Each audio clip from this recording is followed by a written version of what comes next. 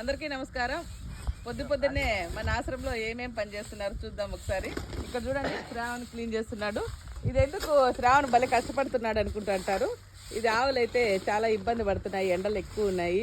ఎందుకంటే ఇక్కడ మనకు ఇప్పుడుండే ఆశ్రమం దగ్గర నీడ లేదు కదా, అందుకని ఇదంతా క్లీన్ చేస్తున్నారు. ఇక్కడ చూడు, రాజు తాత, తర్వాత మన మోహన, వీళ్ళంతా పొద్దున్నే నీట్గా చల్ల ఉంది కాబట్టి అంతా క్లీన్ చేస్తున్నారు.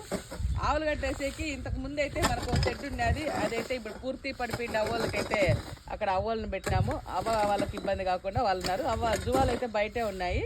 ఇప్పుడు ప్రస్తుతానికి ఇక్కడ అన్ని రెడీ చేద్దాం అనుకున్నాము. కొత్త ఆశ్రమం దగ్గర అయితే మన గోశాలగానే ఏర్పాటైంది. ఆశ్రమం దగ్గర గోశాల కట్టినారు కదమ్మా, మళ్ళీ ఎందుకు వేరేది అనుకుంటాడచ్చు. కానీ మనం అక్కడైతే లేం కదా, ఇప్పుడు ఇంకా ప్రస్తుతానికి ఇక్కడే ఉన్నాము. అక్కడంతా రెడీ అయినప్పుడు అది కానీ ఉపయోగించుకుందాము. కొత్త గోశాలది మీ ముందుకు తీసుకొని రాలేకపోయినాము. ఒకరోజు ఏదో ఒకరోజు అది కానీ మీ ముందుకు తీసుకొని వస్తాము. ఆశ్రమం ఏదైతే గోశాల అయితే రెడీ అయింది, అది కానీ వీడియో ఒకసారి పెడతాను. ఇప్పుడైతే అక్కడికి పోవాలంటే కొంచెం దూరం కాబట్టి నేను వెళ్ళలా కాబట్టి వీడియో తీయలేదు, తీస్తాను, అది కానీ తీస్తాను. ఇప్పుడు చూడండి ఇంత క్లీన్ చేస్తున్నారు. ఎందుకంటే జువాలు కానీ బాగుండాలి కదా, ఫస్ట్ అవి బాగుంటేనే మనం బాగుంటాము. శ్రావణ్ అయితే మంచి ఐడియా చేసినాడు, బాగా కష్టపడుతున్నాడు బాబు.